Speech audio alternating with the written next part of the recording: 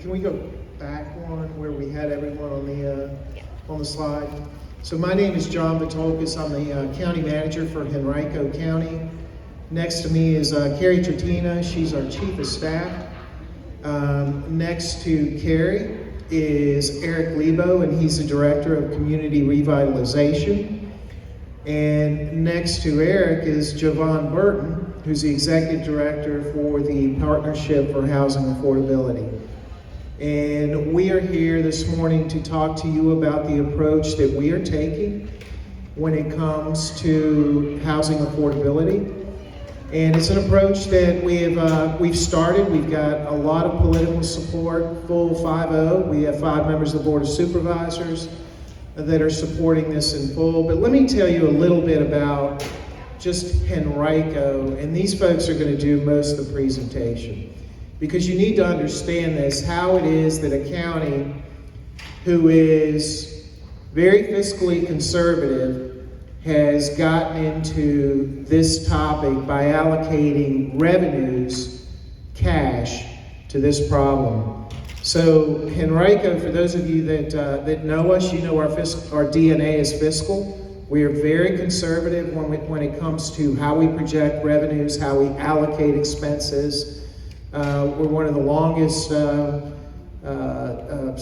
holding AAA localities in the Commonwealth of Virginia.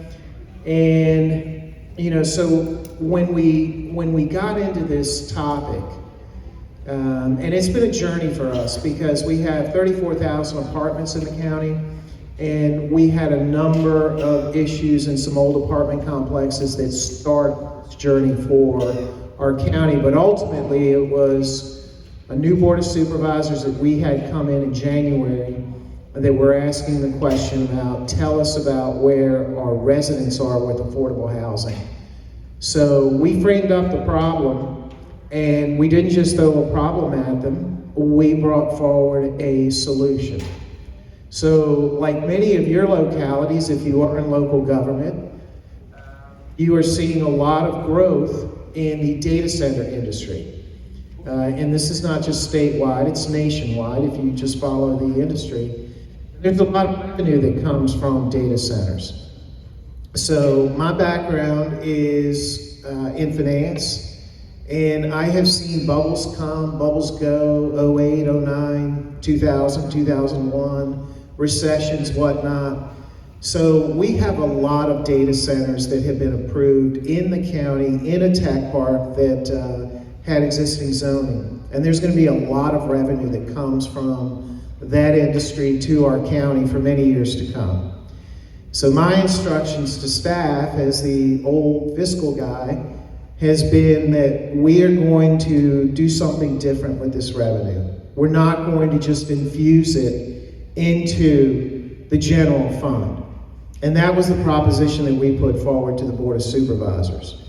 And we are literally, I think next week and a half, we'll be having a press conference with our first series of successes as far as affordable lots coming into the pipeline.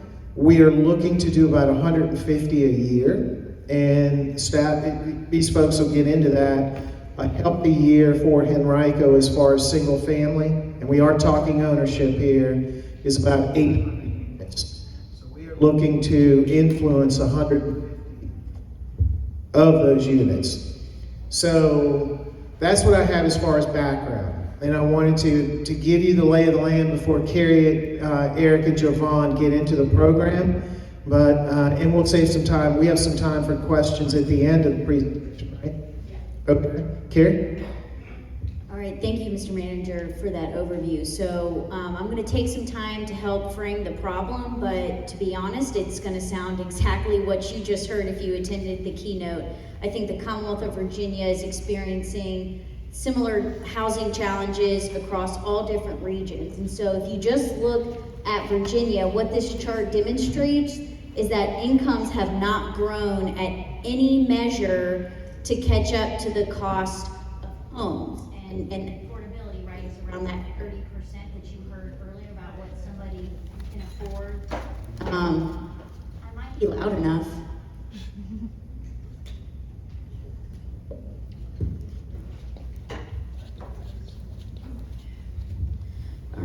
Is that better? Hopefully it will be better. So your income needed to have grown to keep up with the pace of housing by 76%, and we know that is absolutely not the case.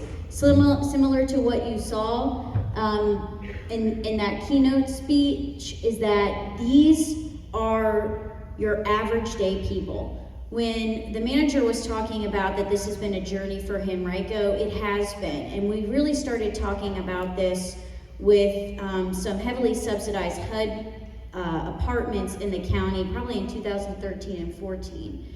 And now we've seen that your next door neighbors are also struggling to buy a home or stay in their home or maintain their rents. And so our police officers, your dental assistants, and child care workers, people that play a critical role in our workforce, have difficulty, extreme difficulty, finding not only just home ownership opportunities to create generational wealth, but just rents in general. This is a chart. So we have a very active home builders association in Central Virginia, and so our MSA captures the capital city, Henrico, Chesterfield, and a lot of rural localities surrounding both north and south of the city. And so they had a third party come in and kind of validate all of this data that we've been using to help justify to the Board of Supervisors and really the public. As the manager mentioned, we have a lot of political support. It's sometimes your next door neighbors who might have some opinions, but there is no supply, and the supply that does exist is those larger homes that you heard, the $1 million above $500,000, that's where the supply is. We do not have enough supply to keep up with the demand. So, the sweet spot for years is 6 months worth of supply. We have less than 3 months now. And this is to show you single family. That is a focus of ours with the programs that you'll hear from Jovan and Eric. And there is less than 2 months supply for us. And you can see the huge jump that has occurred in just 1 year, and year over year it continues to jump. And we see these prices go well above the original asking price, and people paying cash a lot, specifically in Henrico County. So first-time home buyers that don't have any equity, that some of these other individuals that have owned a home for years are just priced out instantly. Similar to you all, we have around 11,000 homes that we need built year over year to keep up with the supply and the deficit that we have. So that was an interesting statistic. This also shows exactly what was mentioned earlier in your region. We have supply for those who are able to not be cost burdened by the cost of their home and their relative income. But where we need it is for our workforce, for people who are trying to employ every single day that don't make 6 figures. So what these next couple of charts are going to show you are, this is our MSA largely, and the blue or the darker areas are where it's affordable for those particular AMIs. So this chart shows you where you can buy a home and not be overly cost burdened if you're at 100% AMI. So you have some selection, but it's definitely doesn't traverse all of our region. Now you're looking at 80%, and you lost quite a few whole localities where you can own a home. And here, if you're at 50% AMI, you're good luck. I mean, and I'm sure even some of those areas, there are not even homes on the market to buy right now. So it's definitely an issue in Henrico for home ownership, and the rental market is just the same, but we are really just trying to help create opportunities for people to have safe, stable homes, and also to start building equity for them and their families. And now Eric is going to kind of go over what we've been doing for the better part of a decade into help preservation and new construction. Thank you, Cari.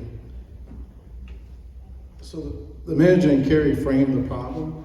I just want to point out that we've been doing a lot over the last 15 years in the housing space. But we look at it as a continuum of options. So although we're going to focus a lot on home ownership, we've done a lot to help individuals that may be homeless. We've done a lot. So we funded a project, which I'll talk about. It's called Cool Land Commons. It's permanent supportive housing for formerly homeless individuals. We're funding homeless shelter, emergency shelter for individuals that may be sleeping on the street at night, and we partnered with the city to do that.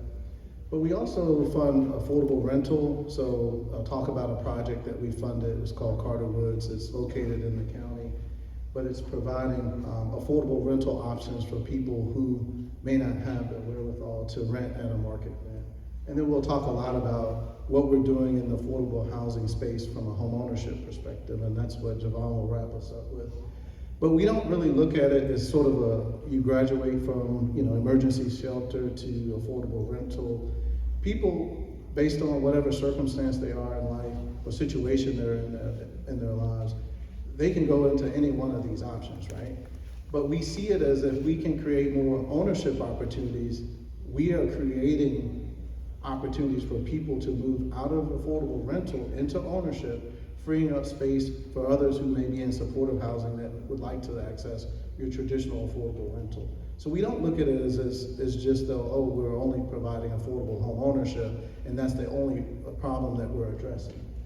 And Jovan, I'm gonna just kind of kick it over to you because this is just a chart with AMIs, and it talks about the different occupations that fall within those AMI groups, but also some of the strategies. So Jovan, if you don't mind me calling an audible, do you want to just walk us through this chart here real quick? Sure. So our organization, the Partnership for Housing Affordability, we put together this housing continuum earlier this year in an effort to help folks in the public sector, philanthropy, private sector, figure out where they can play a major role in the housing space. Everyone has a role to play. It's a matter of figuring out what your specific role. And what I mean by that is, if you are philanthropy, you may not have the greatest impact serving folks who are at the lower end of the income spectrum. And that depends on whatever your philanthropic muscle looks like in your respective region. If you are a corporate entity trying to figure out how can I get involved in this space a little bit more, or maybe my only interest is figuring out how my employees can better afford to stably live in our region so that I can have a stable workforce. Your efforts may be better focused between 80 and 120% area median income. So we put this together to just demonstrate the scope of the need, the scale of it in terms of the number of households and each income level, and then some of the common job occupations that are going to be within those different AMI levels. And I think this serves the purpose of helping folks understand when we're talking about this, we're talking about the bulk of our workforce, right? And in the Richmond region, it's about 3 out of 5 of the most common job occupations can't afford median rent. So this isn't something that impacts a small segment of the population. It's really people we interact with on a daily basis and who we depend on every day. Daycare workers, people that are in landscaping industry, people that are Uber drivers that deliver our meals, and all folks that we depend on a daily basis. And so some of the strategies that we have, Eric talked about permanent supportive housing. If you are looking to solve homelessness, for example, you have to look upstream. You have to look at what housing supply do you have that can ensure that people can exit homelessness, can exit shelter, so that way we have a fully functioning system. Self-shelter is just an intervention. And the quicker that you can get people into shelter and out of shelter is how the system's supposed to work. But if you don't have any exits, the longer people are going to be staying in shelter, which means the longer people will be staying unsheltered on the streets. And then some of the other ones, like we'll talk about our community land trust that we have in our region, but that's a way in which you can help people who are a little bit closer to 50, 60% of area median income actually have access to home ownership and wealth creation. It's typically pretty hard, and we'll talk about this in our new program, it's pretty hard to get folks into home ownership stably long-term that are a little bit closer to 50% of area median income. But when you have tools like the Community Land Trust, you're thinking about permanent affordability, you're able to accomplish that. So I think this is just a helpful tool for you all to understand whatever sector you're from, where you can play a major role and have the greatest impact, and what strategies are most impactful depending on the AMI level you're trying to serve. Thank you, Jovan. So I talked a little bit about what we've done. So part of our strategy is to preserve existing affordable housing within the community, and we've done that by executing agreements with apartment owners that are in the process of recapitalizing their development. So through this process, we've partnered with 6 different apartment community owners, and we preserved about 19% of our affordable housing portfolio within the county. And what we mean by that is that we work with them on their scope of work in terms of how they're going to reinvest dollars into the property, but we go beyond just sort of the bricks and sticks. We also look at educational and skill building programming, health and wellness programming, safety and security programming. So we'll talk a lot about a development that it's probably as close to public housing as you can get without it being public housing. And a property that was neglected by a prior owner, suffered from years of deferred maintenance, sewer backups, you name it, they experienced it. And that property's turning the corner, or has turned the corner, in terms of we got a responsible owner in place, and they've installed, I'm not joking, over 250 security cameras, and they're in the process of finishing up controlled access to make it a safer community for the residents that live there. So we've been able to do that with no cash out of the county's pocket, but just by partnering with these property owners that are interested in recapitalizing their development. You know, Cari shared a slide that showed police officers, teachers, other public employees that can't afford to purchase a home within the county, much less the region. So one of the things that we did last December is we launched an employee home purchase assistance program. We provide up to $25,000 in purchase assistance for county employees, as long as they have at least 1 year of employment with the county, as well as they stay with the county for a period of 5 years. So it's a huge retention and recruitment tool. We offer tax relief through our REAP program and our RECAP program, so helping seniors and people that are permanently and totally disabled with their taxes. But in addition to that, we know that we can't, with Jovan's help and the other nonprofits that we work with, shoulder the burden alone. So we reached out to employers within the region to figure out how we can educate them about the challenges that their own workforce is facing in terms of accessing home ownership within the region. And we held an employer housing fair forum back in June of last year, and we hope to partner with some of the other partners. We partner with Virginia Housing Risk, Chamber RVA, and who else am I forgetting? Plan RVA, to host that forum, and we hope to follow up on that. So again, something that you typically wouldn't see a local government doing, we're doing, like the manager said, we're thinking outside of the box in terms of how we can solve this problem. You know, here are some examples, and the manager will like this picture of the washer and dryer. We had a 500 unit community, and there were 16 units within the building sharing one washer and one dryer. So as a result of our work in negotiating the scope with that owner, each unit has a full-size HE washer and dryer in the unit. You know, these are just some representative examples of the apartment communities that we've been involved with. But we also have our first, I was just talking to Sandra Powell about Helios. It's a new construction MOU, one of our first, it's our most recent, that we're working with the current owners to again increase safety and security. Although it's new construction, a lot of the developers don't think about safety and security first and foremost up front. We're having those proactive conversations about that. Cool Lane Commons, 86 units of permanent supportive housing.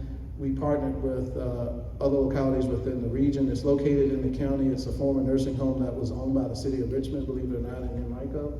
It's sat vacant for about 15 years, I guess. And Virginia Supportive Housing, now Support Works Housing, I think is what they're going by. It's new, so if I'm getting that wrong, I apologize. But again, they completed construction this year and they're fully leased. So again, helping people exit homelessness into permanent housing. Carter Woods 3, so Better Housing Coalition is a local nonprofit. They developed senior housing on this particular site, and they're beginning construction of Carter Woods 3, which is a family affordable housing development that will provide affordable rental, but also affordable home ownership in the form of townhomes. So again, working to increase those options within that continuum that we talked about. The three projects here, it's a unique partnership with a domestic violence provider, and also the land trust, like Jovan mentioned, where we're creating affordability for survivors of domestic violence, but we're also incorporating other elements of affordability on the same property. And the key role that we played in this particular development on the left on the screen is that we donated 5.6 acres of land to support this project. The image at the top right is a house that it was a partnership between our community land trust and Eagle Construction, which is a regional builder or builder within the state. They're working with our nonprofit partners to bring units online at cost. And then the lower right, it's a project called Arcadia, where there will be some affordable housing units that will be perpetually affordable, about 20 at this time, using the land trust model that will be perpetually affordable. We're continuing to help existing homeowners, seniors and people with disabilities through repair programs so that people that are seniors in our community can sustain their housing if they need improvements. And over the last 5 years, we've allocated over $19 million between federal funding and general fund dollars to housing programs, rental assistance during the pandemic, the homeless shelter initiative that I talked about, where we're supporting the Salvation Army's project to get people off of the street. But despite all those efforts, that's still not enough, right? We're still not meeting the need of the community. So without intervention, we're still going to be behind. And I think, Jovan, if I'm not mistaken, even with all those efforts, we still in the region need about 12,000 to 30,000 units. So we need to do something different and at scale. So next, Jovan will talk about a program that we launched in July, an affordable housing trust fund program, and the manager mentioned it, $60 million over a 5-year period, cash, general fund dollars, not federal money, that we're putting on the table to make homeownership a reality for individuals within our locality. And that the source of revenue is the data center real estate taxes.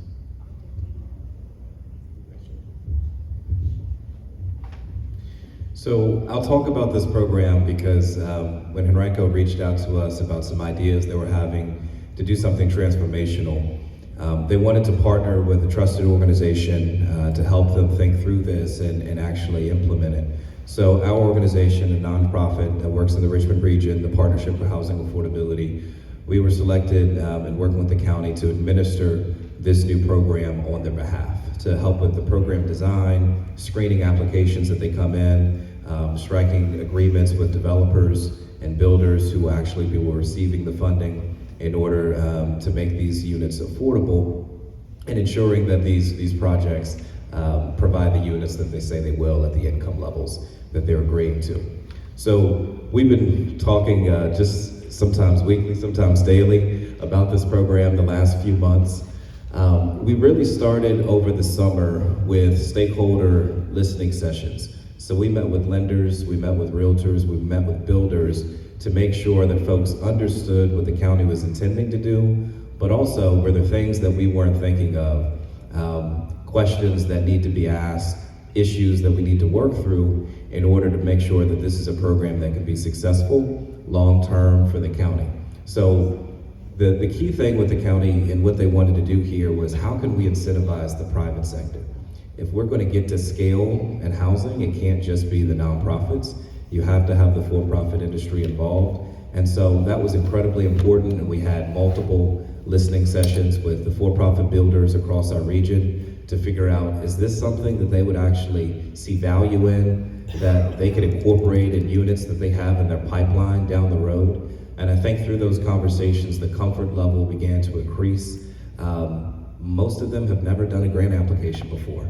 Most of them have never had to do anything like income certification. So this is brand new territory, but we're here to help them figure out how to make it happen and how we can get to our goal of 150 units per year. So to be eligible to apply for this program, you have to be either a nonprofit developer or you could be a for-profit builder. We're looking for folks that have experience in this space. So someone obviously could create a nonprofit next year and say, I'm a nonprofit developer, I want to take advantage of this program.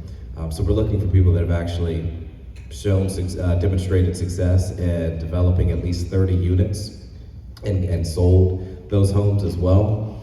And the uses that are eligible for this program, for the funding, can go towards land acquisition costs, or it can go towards development and construction costs. And that can be everything from vertical or horizontal construction to pre-development work. But we really want this funding to be flexible to help buy down the cost of the home, and ultimately so that the buyer that otherwise wouldn't be able to afford it would be able to move into that unit. Some of the other criteria that we have in place: this is only for new construction development within the county. You have to have 5 years of experience developing homes, in addition to selling at least 30 homes, as I mentioned earlier. Not be on any HUD debarment list, in good standing with the county.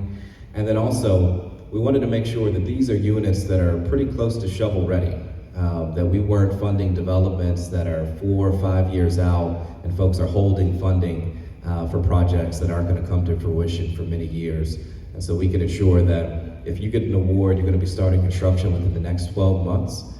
Some of them have already been under pre-construction and are going to be coming online in a couple months from now, or in Q1 of next year. So I think this is really illustrating the urgency that this program is looking for, and how we can align with builders to ensure that their pipeline can be supported by this program. And then lastly, we want to make sure that the units that are supported by this funding are integrated within the whole community. So that you're not able to look at a development and say, I know those are the units that are supported by the county's program, and those are the ones that are market rate. So we want them fully integrated within the community. We're promoting mixed income communities. And also, this is going to be in every magisterial district within the county. So that is one of the criteria and the goals that we have for this, that you will not see it only in one part of the county. You'll see this in all districts within Henrico. I'll just go to some of the income limits, because I think that's probably where folks are curious of who is this serving.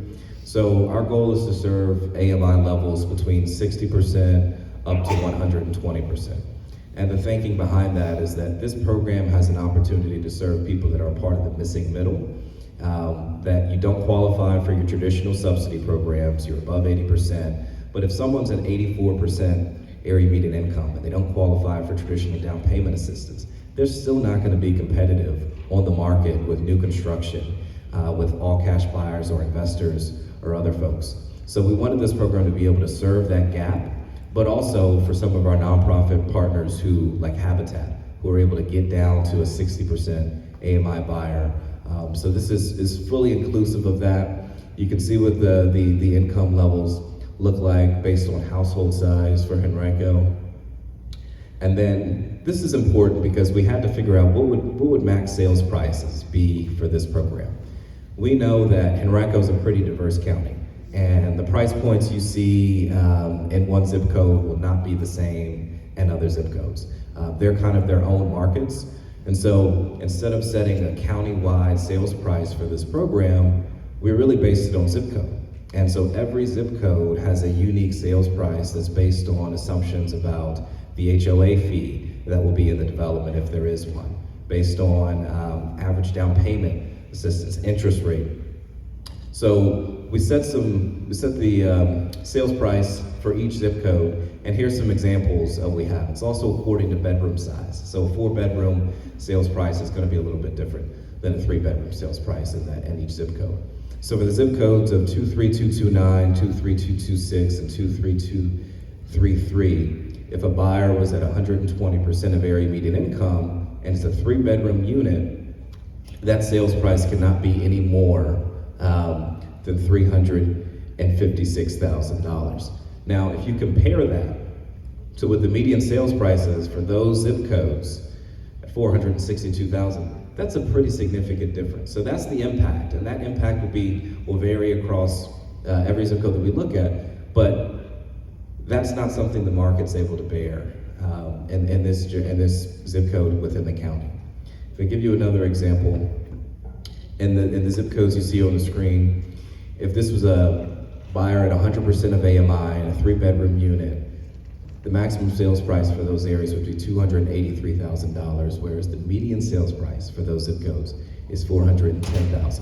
So that is an incredible difference that this program is going to make and ensure that people who are a key part of our workforce, whether they're within the county or looking to move into Henrico, would be able to afford these homes and create wealth generation for them and their families. And the last one we'll look at is for an 80% buyer, again, still 3-bedroom for the zip codes that you see on your screen. And you'll notice that the max sales price is much lower, because the lower that you get on income, obviously we need to make sure that that sales price is reflected there for the lower income buyer. And the median sales price in those zip codes is $324,000. So again, price points that we just simply aren't seeing for new construction, and for also a lot of resales throughout the county that will be able to get produced because of this program. Now, in addition to the subsidy, what the county is also doing is providing incentives for developers who participate in this program. So in addition to helping pay for construction costs or acquisition costs, the county is also fast-tracking any development that has at least one unit of affordability included in their development. In addition, waiving building permit fees and water sewer fees for this program. So there's a lot of incentives baked in here where it's essentially the county saying to the development community, the ball is in your court to figure out how you can play a role. We're trying to reduce as many barriers as possible and make this feasible. The other thing that we're trying to make sure of on the other side of this is that these homes are not flipped once they're sold, that a buyer doesn't stay in there for a few years and then try to flip. We want these homes to be affordable for a minimum of 10 years, and so we're going to put in a deed restriction for these homes to ensure that for 10 years, the buyer has to live in that home. And if they want to sell or need to, because life happens and maybe you get a job in a different state and you need to sell the home, then we're going to require that it's sold to the AMI level of the original purchaser. So that's how we can ensure that these homes will have affordability for long term, but also that folks can also create generational wealth for themselves. And the other piece of that is we're going to be partnering in some of these developments with our community land trust. So there will be some units that will actually be affordable in perpetuity as a part of this program, and we have some developments come down the pike where that will be the case. So, Eric, did you want to talk about this program? I can call it audible too. Yeah, thank you. So this is a unique development that we actually partnered with one of our local nonprofits. One of the parcels that they need to assemble to develop this community was actually owned by the school board for the Henrico. So working with Cari and the manager, we ended up convincing the school board to donate that parcel of land to this particular nonprofit so that they can develop it for probably about 35. They're still working through the unit yield with their engineer, but they're projecting about 35 units that they could build on this particular, on the 3 parcels that they've acquired. They're looking at a blended sort of approach in terms of the AMI levels that they're serving. So they're looking at 50% of the homes being sold to people at 80% of the area median income and below. And then the other 50% would be between that 81% and 120% limit. The development cost per home is about $325, but they're projecting a sales price of $235 per home. So that kind of gives you an idea of the difference between the market rate sales price and what the homes will actually be sold for. Another example, this is actually another example, but this is a partnership between, as Jovan mentioned, our community land trust, so they will be offering homes affordable in perpetuity. And it's a townhouse development by a local developer called H.H. Hunt. H.H. Hunt is going to work with Maggie Walker Community Land Trust and make 25 units of the 123 perpetually affordable under the land trust model. And the typical, the total development cost per home is a little north of $300,000, and the projected sales price is actually a little bit lower based on what we've seen in their application. So the builder, developer could have sold a home for over $300,000. They're going to offer these units to buyers at the $198,000 price point. And that's assuming the HOA fee and everything, and that's how they got down to that amount. Now, granted, the land trust will be going out and securing other sources, but that's what they're projecting the sales prices to be. These are just, Jovan mentioned that we're trying to target every magisterial district within the county. We've had, and the manager and Cari have had preliminary conversations with all of these particular builders for these projects that they're looking to bring online. The only district that sure, go ahead, Cari, I'm sorry. No, it's totally fine. So he just surprised us. I don't think John and I knew that we got down to less than $200,000. So good job, team, on that. We were told they were going to be around $200,000. So I want to emphasize something that I found out was pretty unique. I thought it was, but I was talking to a housing expert the other day, and apparently it's very unique for us to actually give the grant directly to the developer. And I want to touch on that for a little bit, because this was a point of conversation that we had internally with PHA for a while. It's much safer from an enforcement and compliance perspective for this program if the grant went directly to the home buyer. Because there's many programs that already exist, and it could be reflective of a down payment assistance, a forgivable loan. But what Jovan mentioned earlier is we need to incentivize for-profit developers. We don't need to incentivize nonprofits. We need to help them. We need to help them with land acquisition, because that's really where the barrier is, because lot costs in Henrico are higher than any other locality in that MSA, because people know that we are open for business, literally. And so we have a lot of strong relationships with developers. So it is a little bit riskier to go just the deed restriction route or to give the grant directly to the developer. But it's because throughout the years, we have developed these trusted relationships and encouraged innovation from our home builders and our developers through other projects that we've done. I'll give you an example.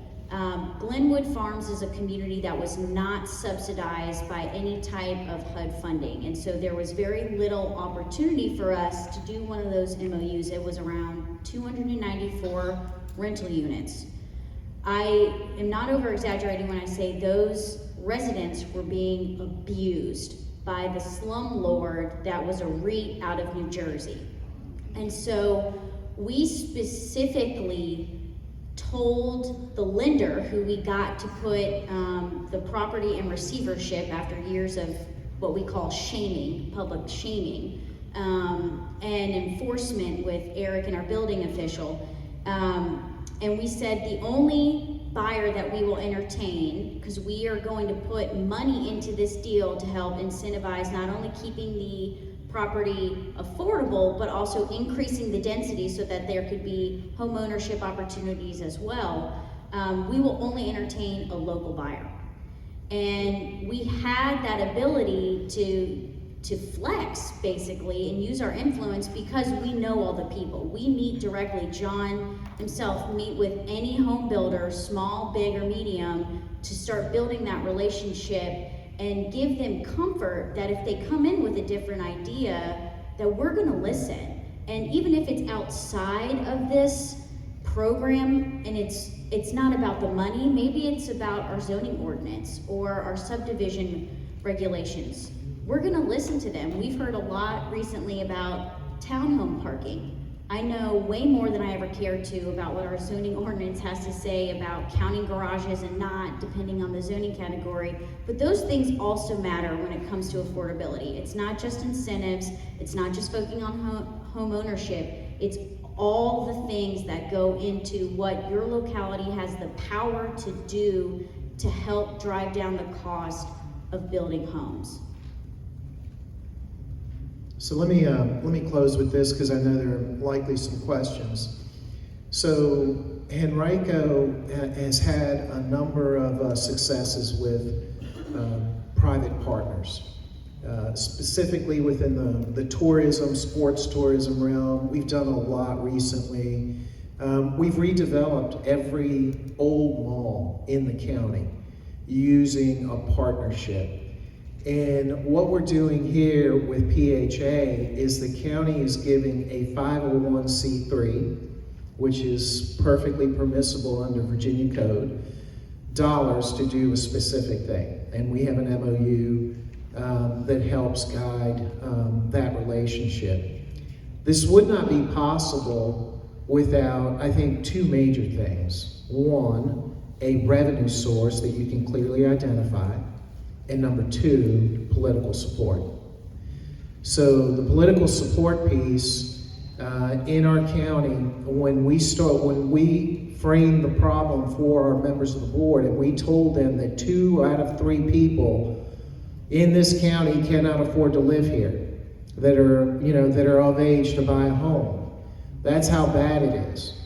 And so, I opened this session with a comment that, Henrico County is not going to get into a realm that you see some other localities and some other areas of the nation get into, where we're taking public money and just throwing it away. There has to be an accountability factor.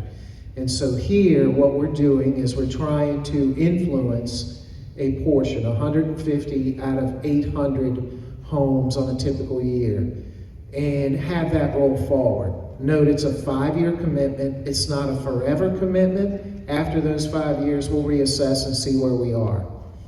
But we had the revenue, we had the political support, and we had the partnership that made it all possible. So just food for thought for any folks that are here in local government. There are many ways to skin this cat, as Eric noted. Whether you're dealing with homelessness or derelict apartment owners or code enforcement or, permanent supportive housing, all of that. But you have to have intentionality if you want to do it. And in our locality, it's easy because we explained it. These are our kids. These are our employees. And that's what we're dealing with, and we hope to be able to make a difference. I can tell you all, we've had meetings with Senator Warner's staff. We have had meetings with our local chamber.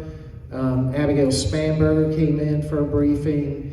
And so this is, I think this is something that can be emulated. So without further ado, I'll just, who's going to open it up to any questions? Because I'd love to see what people are thinking. Okay.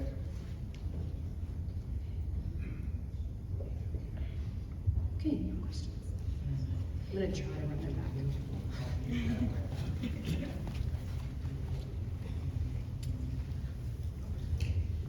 County Executive Team, I'm Stuart Short, Coalition for Smarter Growth, Partnership for Smarter Growth.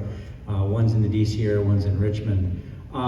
Appreciate the suburban jurisdiction's commitment to affordable housing, the range of things you're doing. I had 2 questions with the money you're investing in these ownership properties. The first question is, how much priority do you put on location efficiency, accessibility to transit, walkable neighborhoods to services, so that you're focusing your investments in places where people can also have more affordable transportation? The second question is, I think you mentioned 150 homes here. What would be the comparison? Have you done a comparison to see how many homes, rental homes, you could get if you were applying this money to help leverage light tech deals? So I'll answer the rental question first, and then I'll pass to Eric and Jovan on the criteria question. So we have evaluated how far we could stretch the 60 million when it comes to both home ownership and rental. I'm going to go back to the Glenwood example because that is I think a pertinent, relevant expense as to why the 60 million cannot benefit rental and home ownership at this time. So Glenwood Farms, to get it to 950 units, the large majority of that is rental. They have to do it over 10 years. The first construction loan that the builders have to take out is $100 million.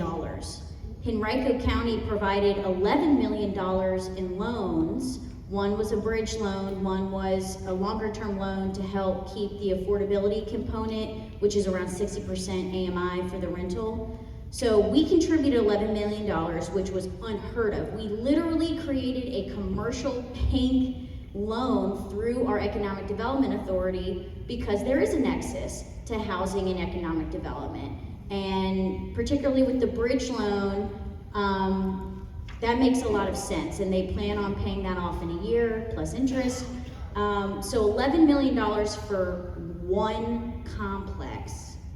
And think about what 11 million and a 60 million means. And so we are confident that we have other funding tools, sir, that we can help with rental, but we wanted to create a dedicated pot for home ownership creation, which we did not have. And so I hope that provides a bit of an example, a real example in Henrico County of the rental aspect. So I'll pass it on to the vice chair. Sure. We look at a number of criteria. The percentage of affordability is a component of it. Our criteria will evolve over time. We talked about location-based criteria, but right now we're just getting this program started, so we haven't incorporated that, but at some point in time when we have enough projects in the pipeline, we'll look at location-based criteria, but we do incorporate incentives around universal design. We talk about integration within the community, so there are other criteria sort of along the lines of what you asked about, but right now, because we're a mostly rural county, we have not incorporated any location-based criteria at this point, but expect to do so. And Stuart, let me speak to that too, because you saw at the last session, and Cari noted just the magnitude of the numbers, right? As far as what we have with supply, no supply, and the need that's out there. Government's tendency is often to overcomplicate or overspice things, This has been really hard for us. You know where it's been harder? Is within the halls of our government. How do we do this? How do we wrap our head around, not putting this requirement, in this requirement, in this requirement? And then when you do that, what you end up with is what we had before. We've got not-for-profits that can do 8, 9, 10 homes a year. They do a great job, but they're doing 8, 9, 10 homes a year. So, it's my strong suggestion that flexibility is key in this. And as long as you do it legally and have an accountability threshold, you'll be fine. But we're not going to overcomplicate this going in, because all we're going to do then is just create another governmental program, and that's not what we're looking to do. I'm going to ask a question as it relates to the city of Fredericksburg. We're 10.4 square miles, so the issue of land and having available land is obviously problematic for us. So one of the things you've got to look at that I want to comment on what you all are doing is trying to maintain existing affordable housing stock. The problem we're having now is a lot of our older houses are being torn down. Of course, bigger ones are being built. That's the market. Have you all looked at partnering with preservation groups on the older housing? Because there's a lot of money out there and tax credits out there for preservation that can be leveraged with other fundings. We have the Central Virginia Housing Authority, when you can take these two pots of money and bring them together to focus in on maintaining existing housing stock. Have you looked at that? Not at this time. We're purely focusing on home ownership. We talked about it, but we're not there yet. We're focusing right now on home ownership. But that is something that we'd be open to looking at some point in the future. Thank you. Hey Eric, hey Jovan.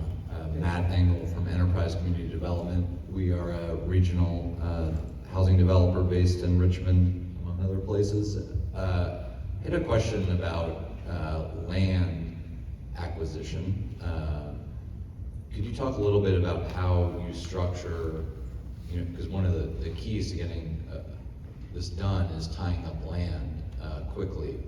how you're thinking about structuring money for land acquisition, whether you're willing to put out money for land that requires a rezoning action, because a lot of the land in Henrico County might not be currently zoned for the sort of development that we're talking about. And then also, once the land is acquired, if you're structuring money into the developer's capital stack, how is that structured? Is that a forgivable loan? Is it a grant?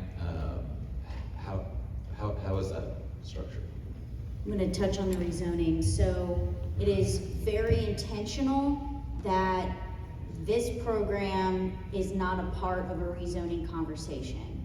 I certainly hope many of you in this room understand proffers, and so we do not want that conversation and that constitutional right and amendment that was changed to impact the Housing Affordable Trust Fund. So when Jovan and Eric mentioned they're looking for things that are shovel ready, it's kind of that timeline is intentional because we don't want to tie up the money for so long, but we also do not want this trust fund to get caught up in conversations with rezonings. And so this is after the part where there may or may not be a lot of heated public hearings on certain land, but I think Jovan can answer your other question.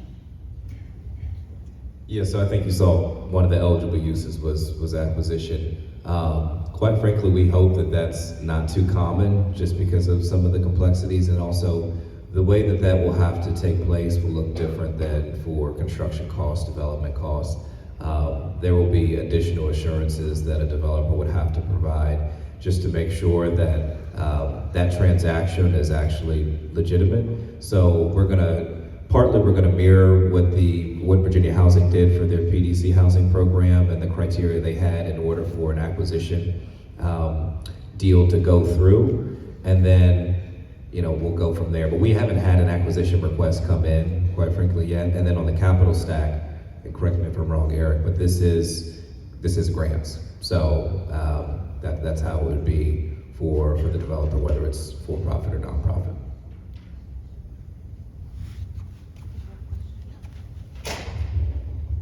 Hi, my name is Vernon Taylor, and I'm a consultant, and I recently have been hired to consult focusing on transition service members.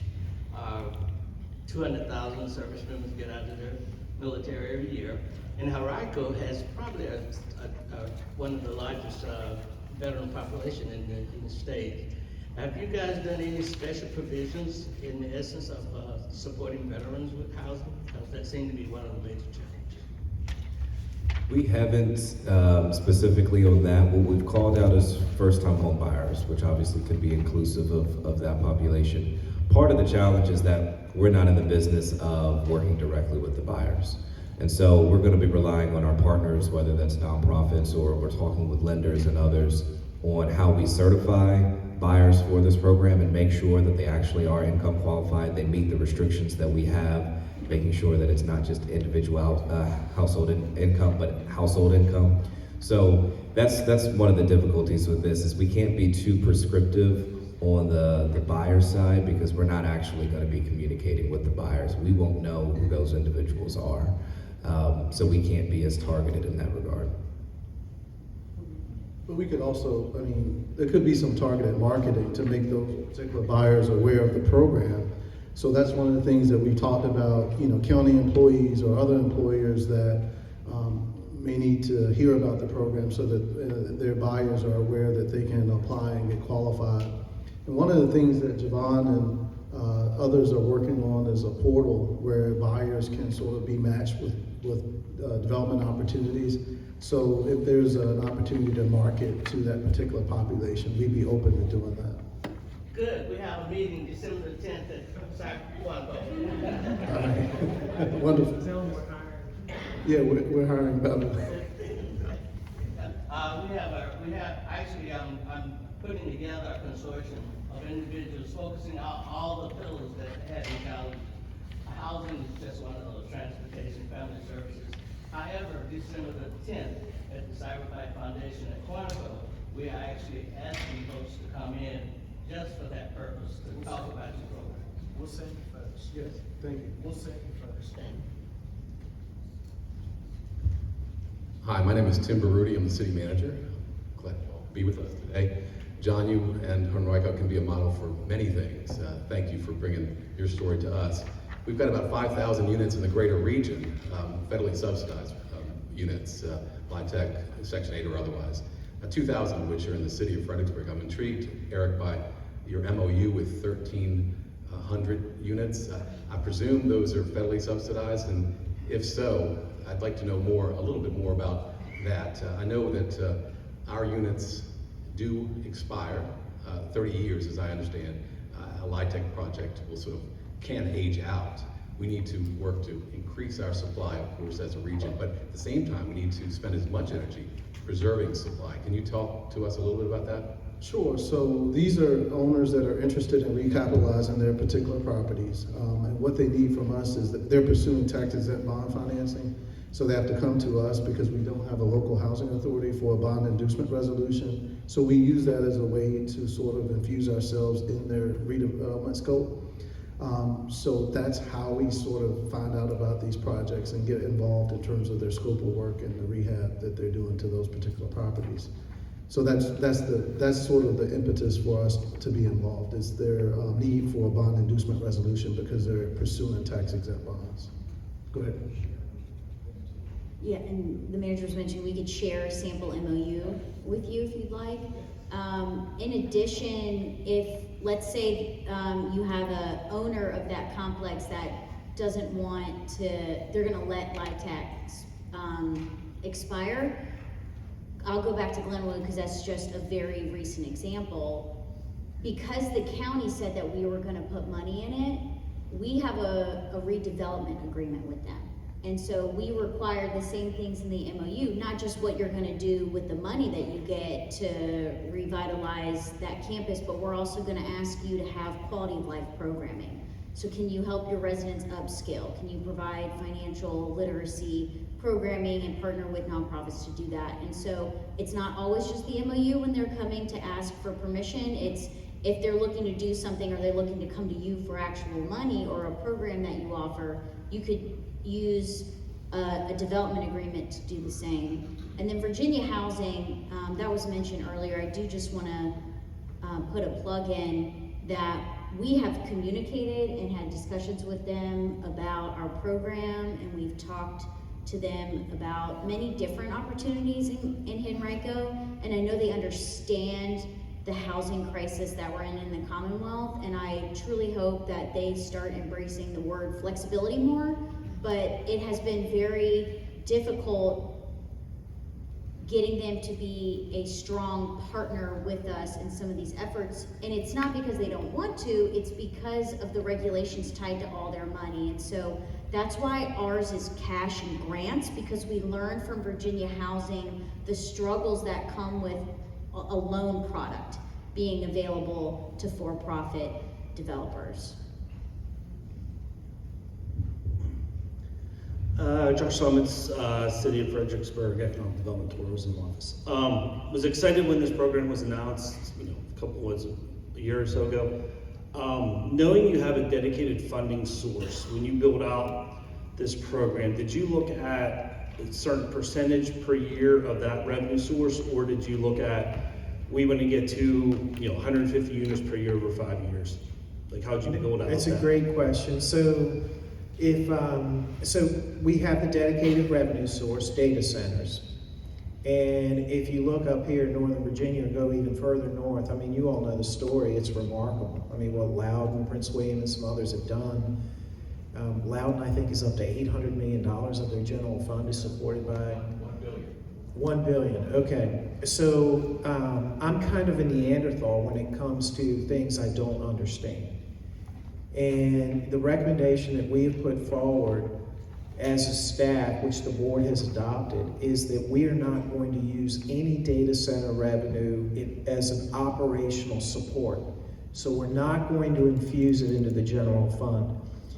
We've probably got 500, 600, 700 million in the pipeline. And so right now the curve is just starting to go up. This is the first tranche. And so we're using it as one-time money. And you guys can imagine, you know, what that does, what kind of flexibility that can give your operation. You can use one-time money in any way, whether it's capital or whatnot. And so that's what we're doing with it. The other thing we were looking at was perhaps slicing off like a half or, you know, 0.75% of growth, you know, 1 year, and dedicating it that way. But that just got to be, I mean, the data centers came, it was timing, it was almost perfect. But quite frankly, we're worried, you know, we don't know where data centers go in the future. And that's part of it too. I mean, AI is gonna, you know, suck all this energy. Virginia has more data centers than ever, than any other state. You know, our power rates are gonna go up. At some point, you're going to have political issues, even more than what we're seeing on data centers. So we just decided, you know what, we're just going to put this money aside. And I hope that answers your question. But we had to have the political support. You know, you got to have a board of supervisors that goes, yeah, we'll put that money aside. And for right now, we do. That can change, as you all know. You know, you get new elected officials, potentially anything can change, right? So one thing I'll add to that, just based on your position with the city, is that one of the things we're going to do to help the county in terms of understanding the impact this program has from an economic development standpoint, to help just further make the case that this is important.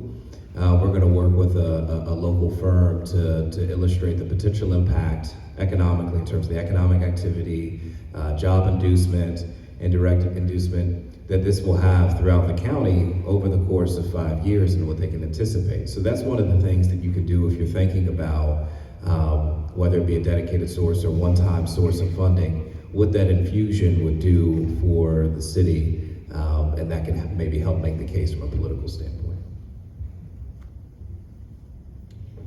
Hello, my name is Mary Parnell. I'm a small nonprofit.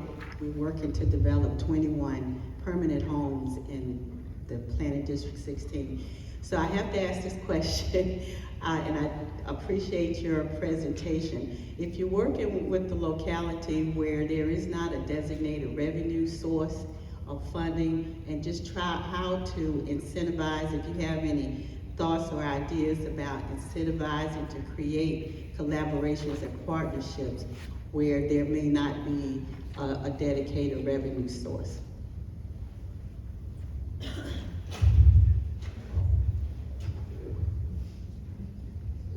So I think the answer to that is you have to start, right? You have to, if you're in a locality that doesn't have a revenue source, do you have political support? If you have political support, then you can go about doing this a myriad of different ways.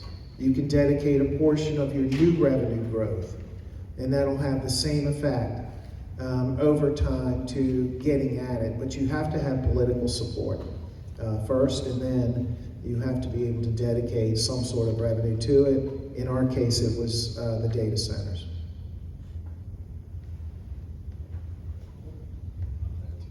One of the things that we've done, and thanks to Jovan with the partnership, is the data. We look at a lot of data that, you know, we shared data earlier in terms of the need, but we had to put a face on it, right? It's, you know, people's kids who are coming home from college. It's the workforce that we interact with every day at the county. It's childcare workers that you drop your kids off with. And sort of driving that message home that it's not this fearful population of folks that folks are afraid of moving in next to them. They're folks that they already interact with daily that can't afford to live in that particular locality.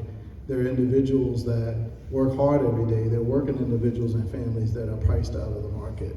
So kind of making that, sort of driving that message home and putting a face on the data, right? So we can share slides with numbers all day, but who are we actually talking about? It's the firefighter, it's the teacher, it's the child care worker, it's the TSA worker that you interact with at the airport that has to drive 45 minutes to work. It's funny, there was I won't mention the locality, but there was an article in the newspaper the other day about a lady who was commuting, I think, from Tappahannock to Powhatan. And I think it was probably one of the PDC houses that the local Habitat for Humanity chapter built. She was driving from Tappahannock to Powhatan as DSS case manager, I believe, could not afford to live anywhere in Powhatan, so she had to commute from Tappahannock. So again, putting that face on the need for affordable housing.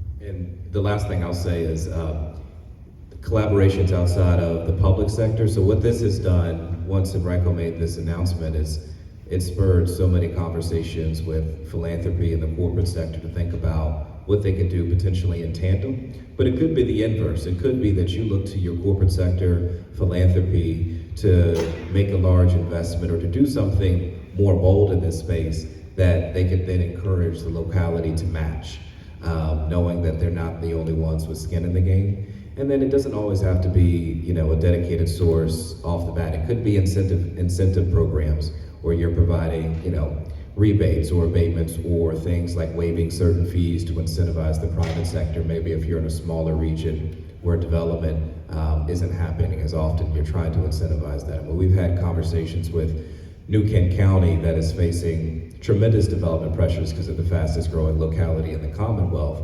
about what they can do, because they're getting inquiries from businesses trying to locate there, but they simply don't have the housing to support the workforce. They're trying to think rapidly about what can we do as a locality quickly to incentivize some of the development we need to see.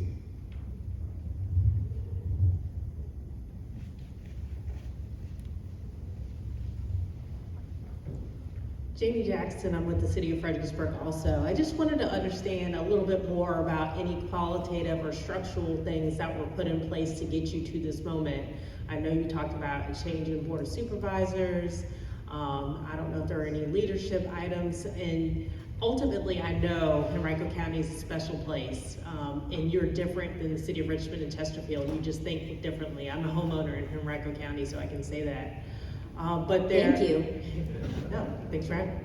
But what's different? What did you do to get you to this moment in time? The City of Fredericksburg is changing. We're growing rapidly. We've got new council members as well. How do you get to this moment? Because it wasn't just a click of the switch. There's some things that occurred. So if you can help this group understand that, that would be helpful. Thank you.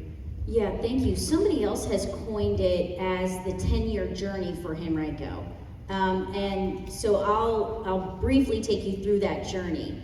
And so it started with the complex that Eric was mentioning, that is basically a Project HUD Section 8 housing group that had the one washer and dryer for 16 families. It started with that group because we had 900 kids at the time. I think we probably still have the same amount. So our schools were being impacted and crime was extremely high, and water and sewer were dumping in people's homes, and it was unfit for human habitat, basically. So that's where it started. So we started with that, and then preservation opportunities came to keep seniors in their homes, right? And then there were apartment deals that we were able to help endorse through Virginia Housing. So there were opportunities in each magisterial district over the past 10 years to show that housing affordability was important. It might not have been home ownership at the time, but it was a form of it, right? And so we always brought that to the forefront. We're a local government, and I appreciate the nice adjectives. We are special because we don't shy away from a problem. We don't say, oh, well, we're just not gonna talk about that portion of the county. We're not gonna talk about homelessness. We're not gonna talk about poverty. I don't wanna use the word embrace, but we are as proactive as government can to combat those issues or to mitigate the impacts and to help find solutions for our residents, even if we have no business in it. We had no business getting involved in a HUD project home-based neighborhood because we had no role in that.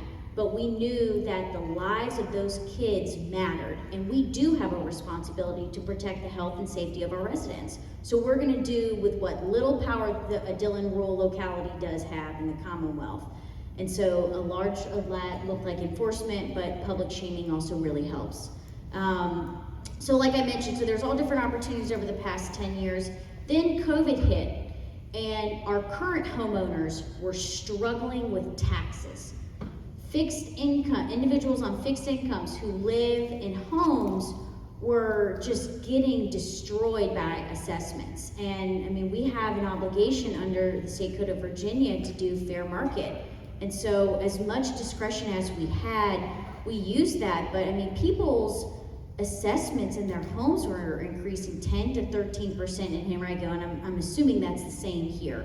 And so we had to figure out a way to help our current home residents. And so Eric mentioned REAP. Every locality, I think, has the ability to implement a program that basically exempts a certain portion of your population based on limits within the state of Virginia. And so we flexed that program as far and wide as legally possible to capture as many residents to exempt their real estate taxes. But then that wasn't enough. And we dropped the real estate tax in that time period by a penny. And then we also did personal property by 10 cents, that's right, $3.50 to $3.40. And so we were trying to help people who maybe the real estate tax, maybe renters needed help on their cars. And then we did something called recap, where we basically freeze your taxes for a period of time. And that is a very generous program because people were getting caught and they didn't qualify for REAP, and they still were working on a fixed income. And so how could we help those individuals manage their finances and stay in Henrico County and maintain their home?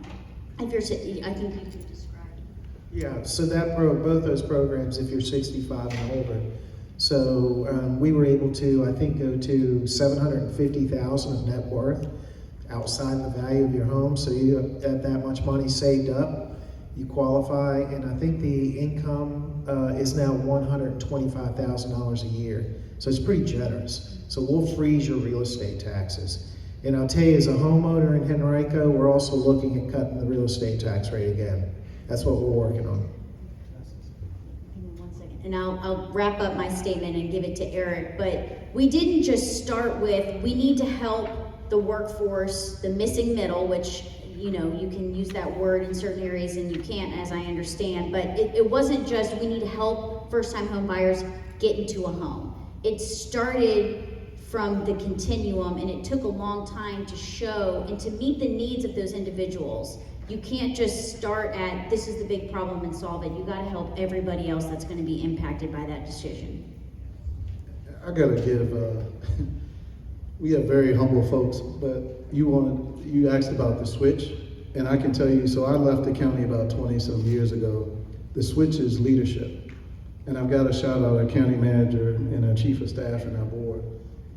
So I worked here, and it was a great place to work 20 some years ago. But the difference is, and we were at a leadership retreat, and one of the directors and I, we were all at a table.